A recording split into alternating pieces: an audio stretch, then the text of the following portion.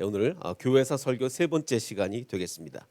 뭐 우리 잘 아시겠지만 우리 어저께와 그저께 이틀에 걸쳐서 정말 중고등부 수련회가 너무너무 은혜롭게 끝났습니다. 정말 우리가 생각지도 못하게 많은 학생들이 왔어요.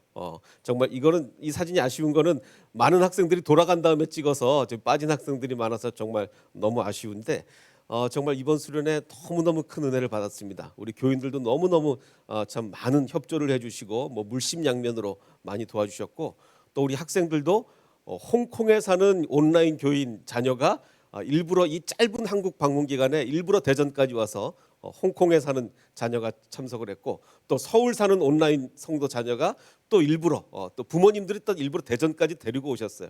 그래서 정말 홍콩에서 서울에서 그리고 우리 이 대신 중고등학교 아이들이 얼마나 많이 참여를 했는지 참 너무너무 참 감사했습니다. 그리고 더 기쁜 것은 이 요즘 청소년 선교가 얼마나 어렵습니까? 뭐 우리 다 얘기 많이 들으셨겠지만 보통 어떤 종족이 어떤 부족이 3% 미만으로 예수님을 믿으면 미전도 종족이다 뭐 이렇게 얘기를 한다고 하는데 지금 대한민국의 청소년들의 복음화율이 3%가 안 돼요.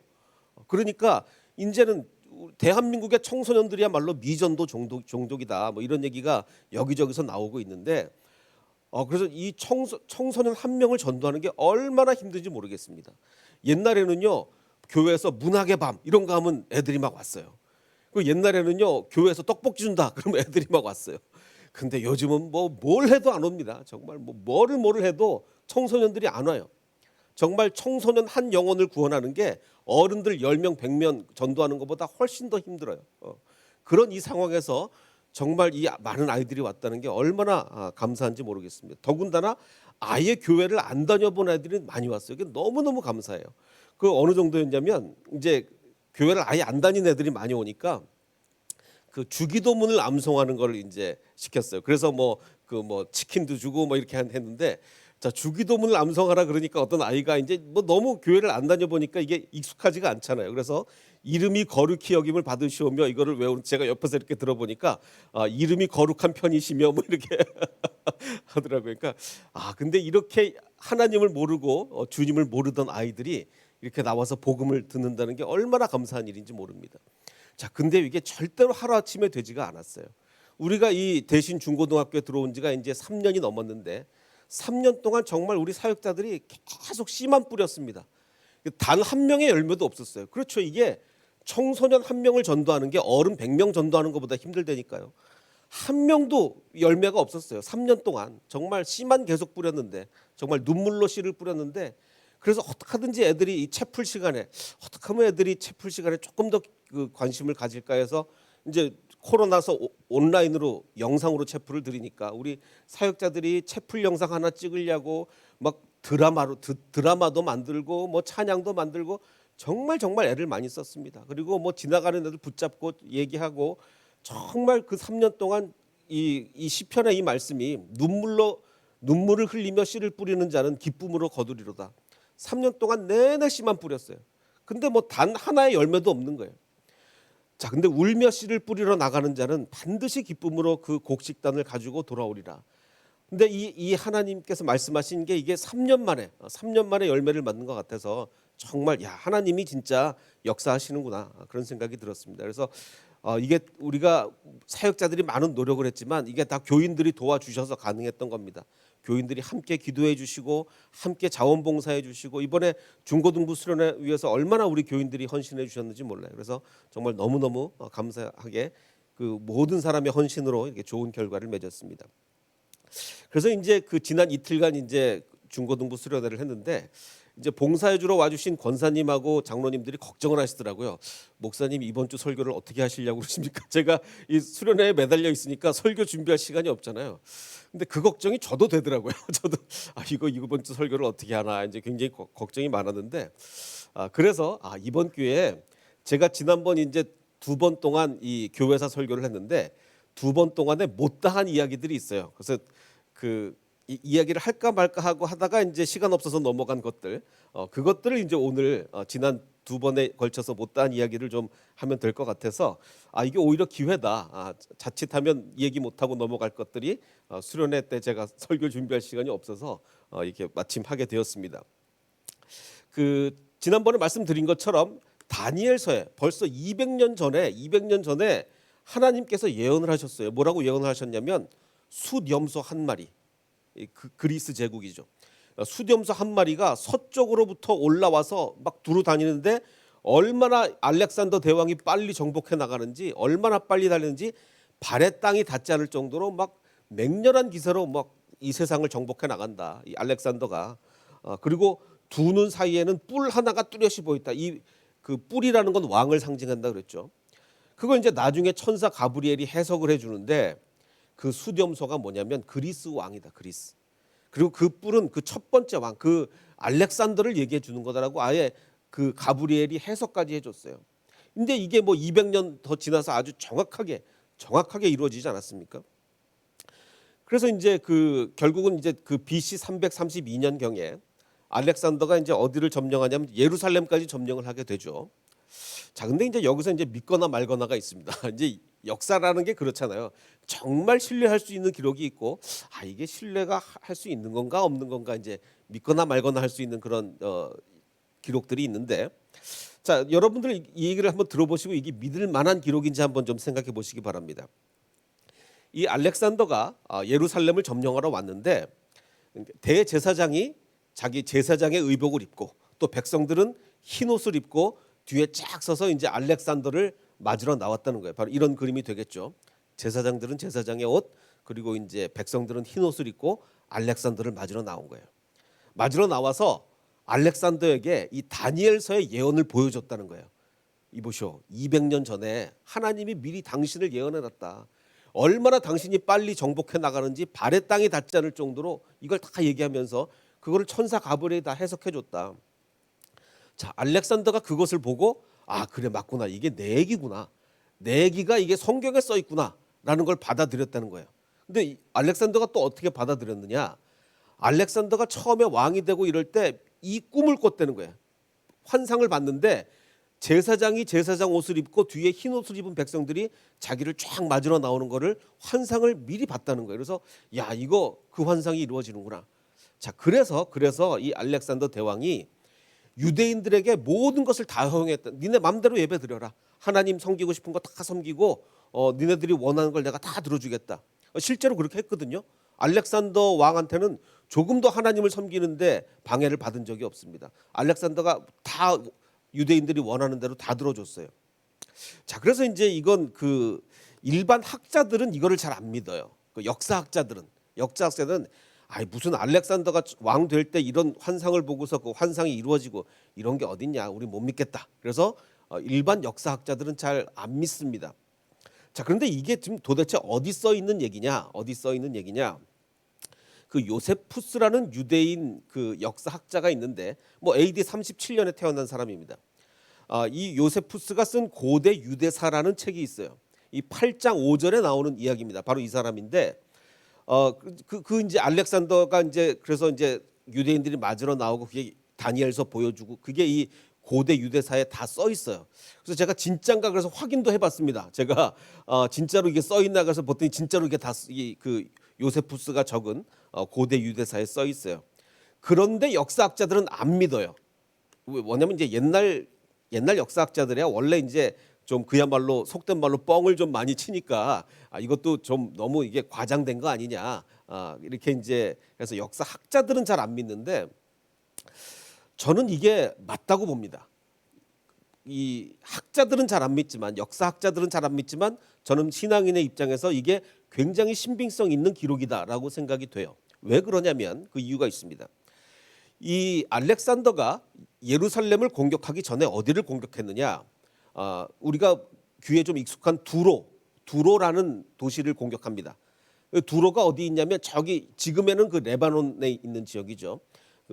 두로가 그 이스라엘 북쪽에 있어요.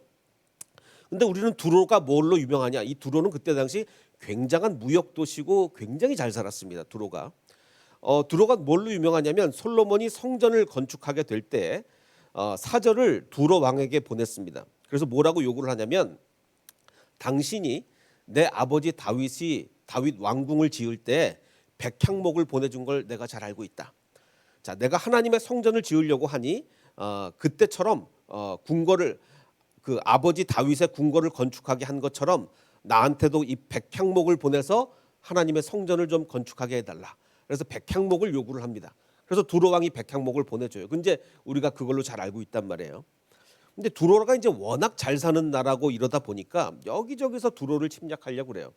그래서 두로 사람들이 이게 못 살겠는 거예요. 너무 막 침략을 많이 하니까. 그래서 안 되겠다. 그래서 이 두로라는 이 시를 원래는 이 육지에 있었는데 이거를 섬으로 옮겨버립니다. 섬으로 이 두로를 옮겼어요. 그래서 아주 뭐 철통같이 방어가 될 수 있도록 이렇게 만들어 놨습니다. 자, 그래서 이제 알렉산더가 이제 두로를 공격을 하려고 하는데 뭐 거의 뭐 7개월 동안 계속 공격을 하려도 이게 되질 않는 거예요. 너무 철통같이 잘 돼 있어가지고. 그래서 알렉산더가 무엇을 하기 시작했냐면 이 육지에서부터 한 700~800m 떨어져 있는데 그거를 댐을 만들어서 육지를 만들어서 두로까지 갑니다. 이게 아직도 지금 남아 있어요, 이게. 그래서 이 알렉산더가 댐을 이게 아마 상상도인데 이게 뭐 댐이라기보다는 뚝에 가깝겠죠. 이거를 막 만들어서 결국은 두로까지 가서 두로를 7개월 만에 함락을 시킵니다.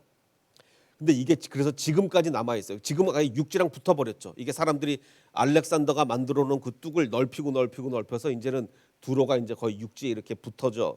이거는 요즘의 항공사진입니다. 자, 근데 알렉산더가 7개월 동안 고생한 게 너무 화가 나는 거예요. 너 두로 니네 때문에 우리가 7개월을 이 고생을 했다. 너무 화가 나서 두로 주민 수천 명을 학살을 합니다. 이 역사적 사실이에요. 수천 명을 학살을 하고 무려 3만 명을 노예로 팔아먹습니다. 이 두로에 대해서 너무 화가 났던 거예요. 알렉산더가 이렇게 좀 잔인한 사람이 아닌데 이 두로에 대해서는 굉장히 화가 났었어요.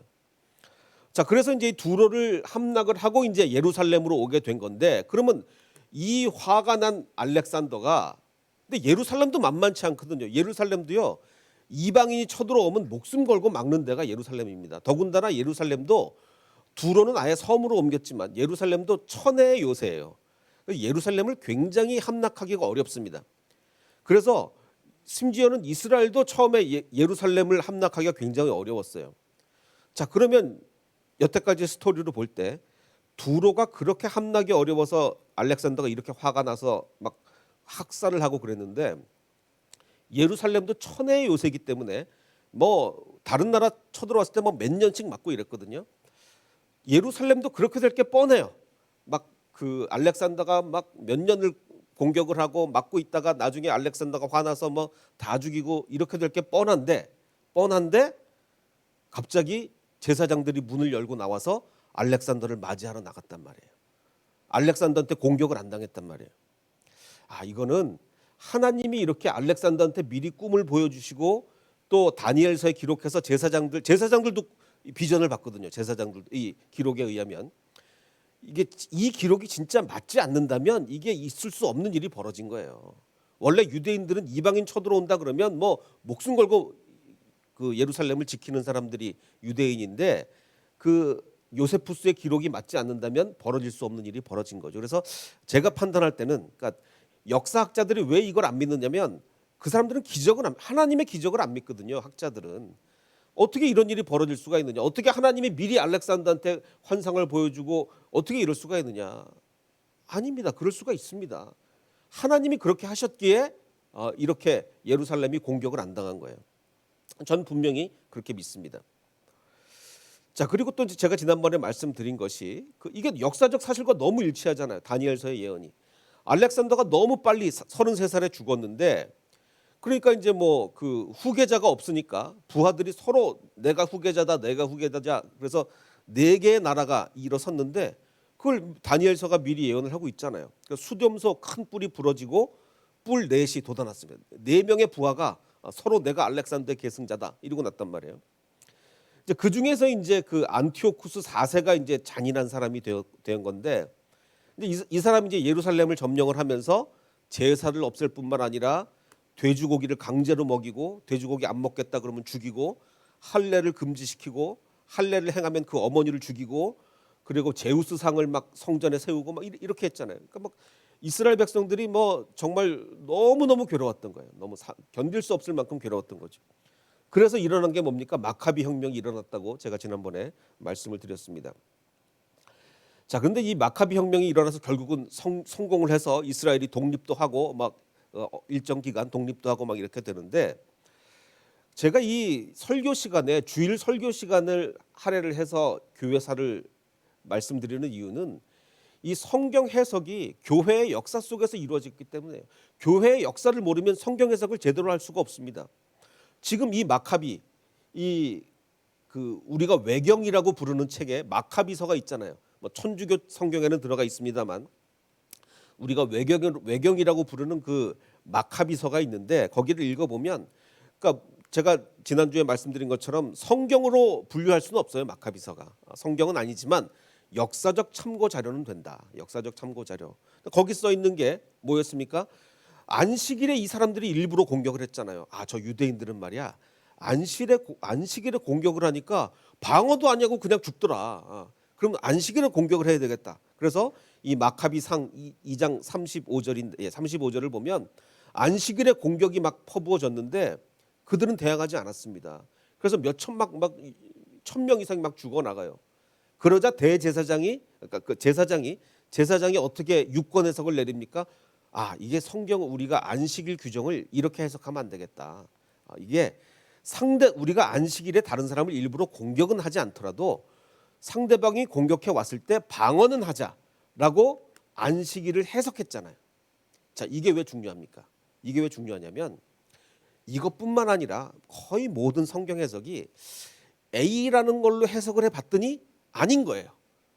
그걸 역사가 증명해 줘. 이거를 성경을 A로 해석을 했더니 이게 하나님의 뜻이 아니었구나. 그러면 B로 해석을 하자. 그래서 B로 해석을 해서 역사가 쫙 흘러가 봤더니 이게 맞는 거예요. 그러면 B가 되는 거죠. 그러니까 성경 해석도요, 하나님이 뭐 기도하고 있으면 그냥 팍팍 알려주는 게 아닙니다. 역사 속에서 이루어지는 게 성경 해석이에요. 그래서 교회 역사가 그만큼 중요한 겁니다. 역사를 모르면 성경을 제대로 해석할 수가, 이것도 역사가 우리한테 해석해 주는 거 아닙니까?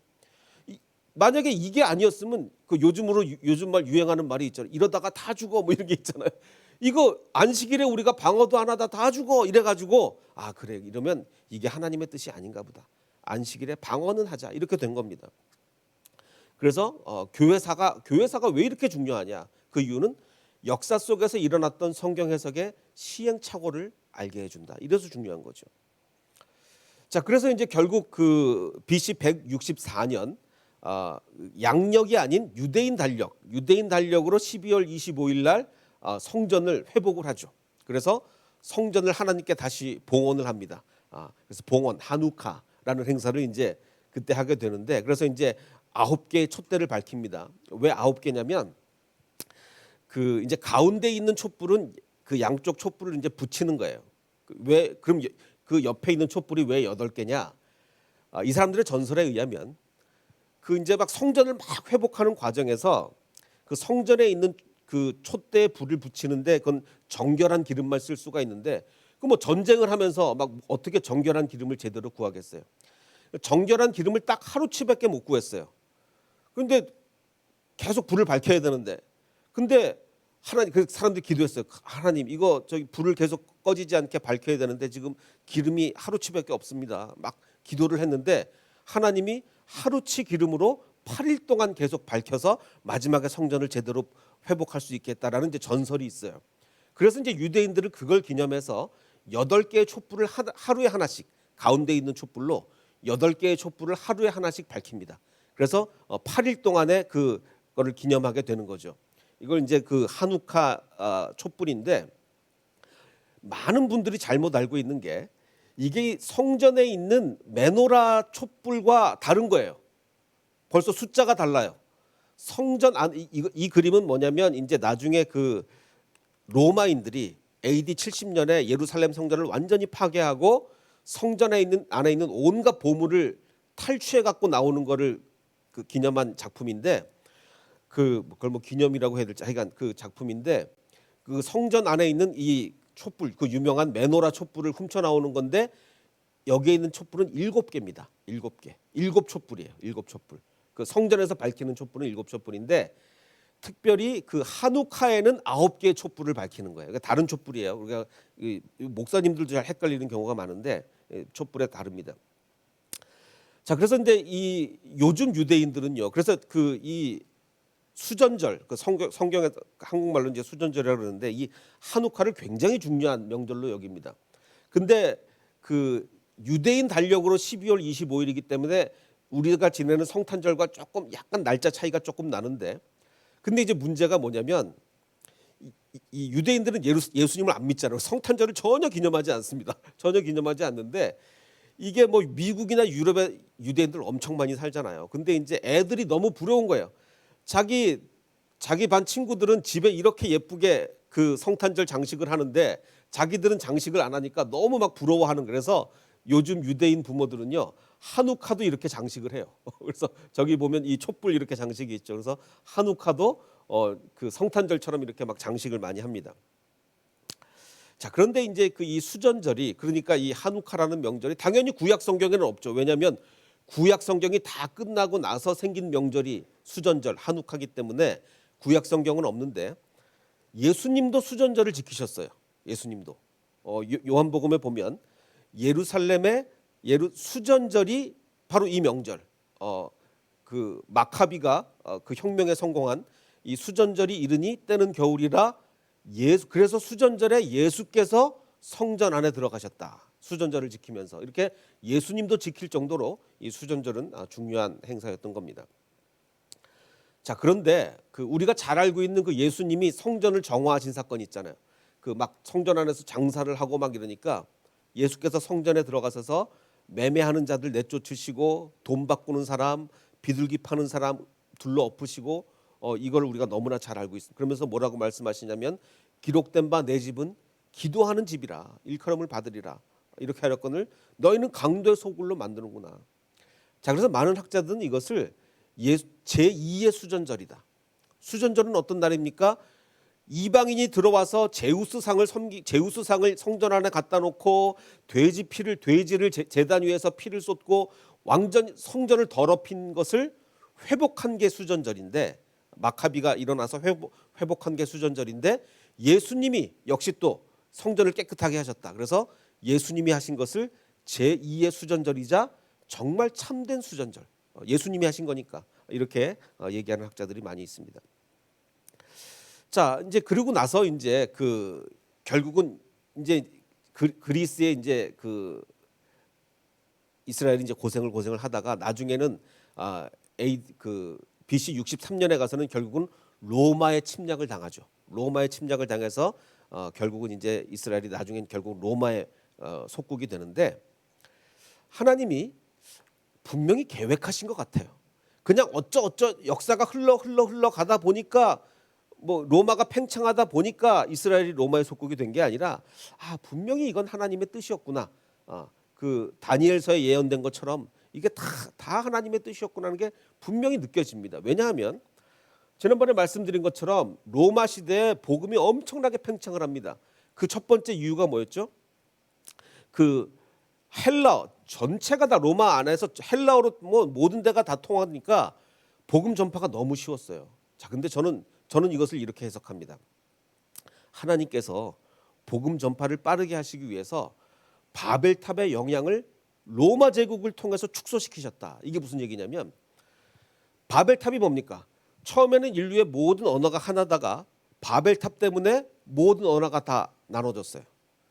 자, 언어가 나눠지니까 하나님의 뜻대로 여기저기 흩어지게 되었는데, 자, 이것은 긍정적인 측면인 반면에 문제도 하나 생겼어요. 뭐냐면 언어가 다르다 보니까 복음 전하기가 힘든 거예요. 복음 전하기가 힘들어요. 그런데 하나님께서는 정말 기묘하게도 로마 제국을 통해서 바벨탑의 영향력을 일시적으로 감소시키셨어요. 복음이 아주 빠르게 전파되도록. 그래서 로마 제국을 통해서 헬라어로 쫙 어디 가나 헬라어로 복음이 다 전해지는 거예요. 자, 그다음에 또 하나, 로마 제국이 도로에 확장이 돼서 복음이 잘 전달됐다 그랬죠. 로마는 토목 기술이 대단했습니다. 그래서 이 길을 닦는데 기가 막히게 길을 닦았어요. 자, 그런데 바벨탑이 세워진 게 왜 세워졌습니까? 토목 기술이 발달해가지고 창세기 11장을 보면, 야, 우리 벽돌로 돌을 대신하자. 역청으로 진흙을 대신하자. 토목 기술이 발달하면서 바벨탑이 세워졌거든요. 그래서 하나님이 뭐라고 말씀하셨습니까? 야, 얘네들의 기술 발전 속도가 너무 빠르다. 언어를 흩어놔서 기술 발전을 늦춰야 되겠다. 하나님이 그렇게 마음 먹으셨거든요. 그런데 로마 제국에는요, 이 여러 가지 이유에 의해서 이 토목 기술이 굉장히 발전돼서 길이 기가 막히게 뻗었잖아요. 그러니까 이 로마 제국이라는 이 나라는 일시적으로 바벨탑의 영향력이 줄어든 시기였어요. 그다음에 세 번째, 평화의 지속, 팍스 로마나. 자, 인류가 언제부터 그렇게 전쟁을 많이 하게 됐습니까? 언어가 다르면서 문화가 달라지고 민족이 갈라지면서 전쟁을 많이 하게 됐잖아요. 그러니까 바벨탑 이후로 전쟁이 많아진 거예요. 그런데 팍스 로마나 로마 제국 안에서는요, 전쟁이 굉장히 줄어들었죠. 이것도 바벨탑의 영향력이 감소한 겁니다. 자, 그리고 전 세계에 흩어졌던 디아스포라 유대인들, 로마 시대가 아니었다면요, 그렇게 예루살렘으로 모였다가 흩어지지 못합니다. 왜? 길도 제대로 안 돼 있을 거죠. 로마 제국이 없었다면 길도 제대로 안 돼 있겠죠. 맨날 전쟁하는데 전쟁통에 어떻게 예루살렘으로 왔다 갑니까? 그러니까 야, 이게 하나님이 기가 막히게 로마 시대를 통해서 바벨탑의 영향력을 감소시킴으로 해서 복음을 빨리 전하게 하셨구나. 그러니까 하나님은 정말 다 계획이 있으셨던 거예요. 그냥 역사가 흘러 가다가 로마 제국이 이루어진 게 아니라 하나님은 로마 제국을 세우신 거예요. 복음을 빨리 전하게 하시려고. 자, 그런데 우리가 로마 굉장히 특이한 나라가 원래 로마가 시작될 때는 왕이 다스리던 나라죠. 제정 시대였습니다. BC 753년에 뭐 전설에 의하면 로마 제국이 세워졌다고 하는데 원래는 왕이 다스리는 나라였죠. 그런데 나중에 공화정이 됩니다. 왕이 없어지고 원로원들이 다스리는 집단 지도 체제, 왕이 없는 공화정이 굉장히 500년가량 지속이 되죠. 그러다가 다시 왕이 세워집니다. 다시 제정으로 가죠. 왜냐하면 이게 또 처음에는 야, 왕이 없으니까 좋다 뭐 이랬다가 이게 강력한 지도자가 없으니까 이게 또 위기 대처가 안 되는 거예요. 위기를 대처하려면 강력한 지도자가 있어야 되는데 처음에는 뭐 강력한 지도자가 없으니까 좋다 이러다가 위기 대응도 안 되고 뭐 이러다가 나라가 막 복잡해지는 거예요. 그러니까 또 이제 강력한 지도가 이게 막 왔다 갔다 합니다. 로마 제국은. 그래서 한 250년은 왕이 있다가 또 한 500년은 왕이 없다가 또 한 500년은 왕이 있고 뭐 이렇게 변하는데 이것도 하나님의 뜻이에요. 이것도. 자, 왕이 처음에 왜 없어졌느냐? 7명의 왕이 있었어요. 처음에 7명의 왕이 있었는데 문제는 마지막 왕이 좀 문제가 있었어요. 폭군이었어요. 어느 정도로 폭군이었냐면 장인 어른을 죽이고 자기가 왕이 됐는데 뭐 전설에 의하면 자기 그 와이프가 막 안 돼요, 우리 아버지 죽이면 안 돼요, 그런 게 아니라 와이프랑 합작을 해서 이 장인 어른을 죽였는데 숨이 아직 안 끊어졌어요. 숨이 안 끊어졌는데 자기 아내가 아버지인 왕을 마차로 밟고 지나가서 확인 사살을 했다는 이런 이 전설이 전해질 정도로 아주 폭군이었어요. 부부가 다. 그래서 이제 백성들이 반란을 일으킨 거예요. 이거 왕이 있으면 안 되겠다. 우리 공화정으로 가자. 왕을 내리고 공화정으로. 그래서 이제 500년 동안 왕이 없는 공화정이 이어집니다. 자, 그런데 왕이 세워진 연도를 보십시오. 이게 정말 하나님이 다 역사를 이루시는 거예요. 왕이 세워진 연도가 BC 27년이에요. 예수님 오시기 직전이에요. 예수님 오시기 직전에 로마의 왕이 세워집니다. 자, 로마의 왕이 세워짐으로 달라지는 게 뭡니까? 만약에 로마의 왕이 없이 계속 공화정이었다면 어떻게 되죠? 기독교를 그렇게 박해했을까요? 기독교 박해가 가장 큰 박해 요인이 뭐예요? 황제 숭배 안 한다고. 황제가 신과 같은 존재인데 황제 숭배를 안 한다고 막 죽이고 이랬던 거예요. 황제 숭배 안 한다고. 그러면 계속 공화정이 이루어졌다면 그런 박해가 있었겠습니까? 박해가 없었겠죠. 근데 하나님은 기가 막히게 예수님이 오시기 직전에 로마의 왕을 세우심으로 강력한 지도권을 가지게 됐고 자기가 신이라고 생각해서 자기 섬기지 않으면 막 죽여버리고. 그래서 많은 순교자를 통해서 오히려 순교자의 피를 통해서 기독교는 더 순수해지고 더 발전하게 된 거예요. 이게 기가 막힌 하나님의 뜻이라는 거죠. 이 기가 막힌 하나님의 뜻은요, 뭐 성경의 곳곳에서 발견이 됩니다. 곳곳에서. 그 첫 번째 공식 황제가 누구냐? 공식 황제로는 이제 옥타비아누스인데 그 말씀드린 대로 이제 BC 27년부터 왕이 되는데 이 사람이 워낙 뛰어나니까 이제 원로원이 당신은 정말 존귀한 자다. 그래서 별명을 붙여줘요. 아우구스투스다라는 이제 존귀한 자다라는 이제 별명을 붙여주는데 자 이제 이 사람이 이제 BC 27년부터 다스리게 됩니다. 그런데 이제 예수님이 이제 태어나는데 예수님은 당연히 어디서 태어나야 돼요. 당연히 베들레헴에서 태어나야 되잖아요. 다른 데서 태어나면 안 됩니다. 예수님은 반드시 베들레헴에서 태어나야 되는데 지금 예수님의 부모님 그러니까 그 마리아가 사는 동네가 어디예요? 저기 위쪽 갈릴리 그 나사렛에 살고 있단 말이에요. 이제 마리아가 이제 임신해가지고 점점 배가 불러옵니다. 이제 만삭이 됐어요. 이제 예수님을 낳아야 돼요. 이제 예수님을 낳아야 되는데 아직 어디 살고 있어요? 저기 북쪽 나사렛에서 살고 있는 거예요. 아 예수님이 여기 베들레헴에 와서 태어나야 되는데 그래서 갑자기 이 엄청난 통치권을 가진 가이사 아구스도가 누굽니까? 이 아우구스투스예요. 이 로마 제국의 첫 번째 왕, 막강한 권력을 가진 첫 번째 왕이 가이사 아구스도가 갑자기 명령을 내립니다. 예수님이 뱃속에 있는 예수님이 베들레헴을 가질 않자 이런 명령을 내려. 천하로 다 호적해라. 모든 사람은 고향으로 돌아가서 호적하고 와라. 이렇게 명령을 내려요. 그래서 요셉이 그 만삭의 마리아를 데리고 각 고향으로 베들레헴으로 가는 거예요. 그래서 나사렛 동네에서 베들레헴으로 가서 거기서 예수님이 태어납니다. 예언대로. 그래서 이 하나님이 이 세상의 역사를 움직여가는 과정은 정말 기가 막히게 놀랍고 대단한 겁니다. 그래서 이 정말 하나님이 모든 역사의 주관자시고 왕이 내리는 결정까지 하나님이 다 통치하시는구나. 이걸 우리가 분명하게 알 수가 있어요. 자, 이 로마 제국이 일어나기 전 그 알렉산더는요. 그 어마어마한 제국을 이루고 33살에 일찍 죽죠.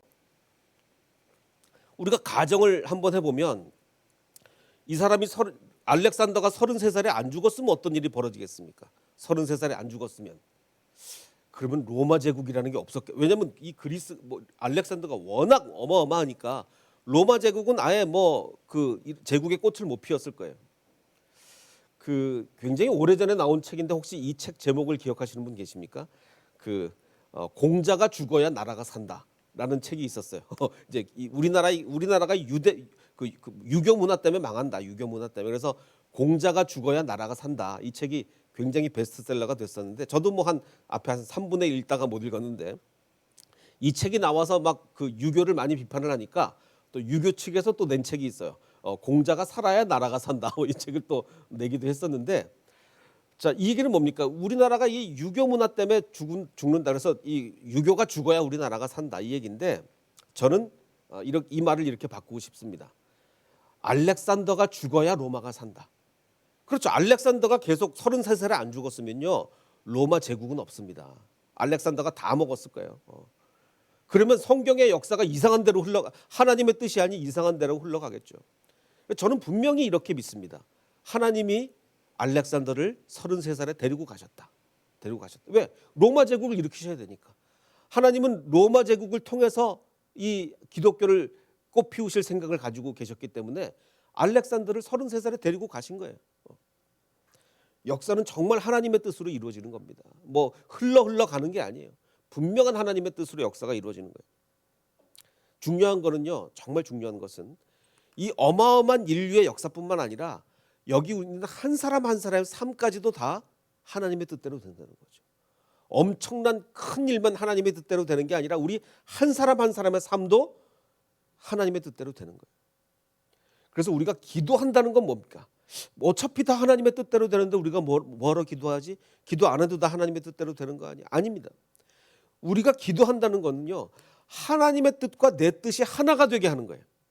하나님의 뜻을 바꾸려고 기도를 하는 게 아니라 내 뜻을 바꾸려고. 내 뜻을 바꿔서 하나님의 뜻과 같이 되게 하려고. 자, 이 얘기는 맞습니다. 어차피 하나님의 뜻이 이루어진다는 맞아요. 자, 그런데 어차피 하나님의 뜻대로 이루어진다면 내 뜻과 하나님의 뜻이 같아야 우리가 행복하겠습니까? 다를 때 행복하겠습니까? 내 뜻과 하나님의 뜻이 같아야 행복할 게 아니에요. 하나님의 뜻이 이루어지는 건데. 기도 안 하면요. 내 뜻과 하나님의 뜻이 자꾸 달라지는 거예요. 근데 기도하면 내 뜻과 하나님이 계속 같아지는 겁니다. 그래서 기도하는 거예요. 하나님의 뜻을 바꾸려고 하나님 이거 해 주십시오 저거 해 주십시오 그래서 기도하는 게 아니라 내 뜻과 하나님의 뜻이 같아지려고 기도하는 거예요. 지난번에 벌써 3년 전이네요. 우리 교회 그 부흥회 강사로 오셨던 최철규 집사님, 우리 만화 철로 역정을 그리신 최철규 집사님이 며칠 전에 이제 자기 SNS에 이 글을 써서 올리셨더라고요. 스펄전 목사님이 하신 아주 유명한 말인데, 기도하지 않고 성공했다면 성공한 그것 때문에 망한다.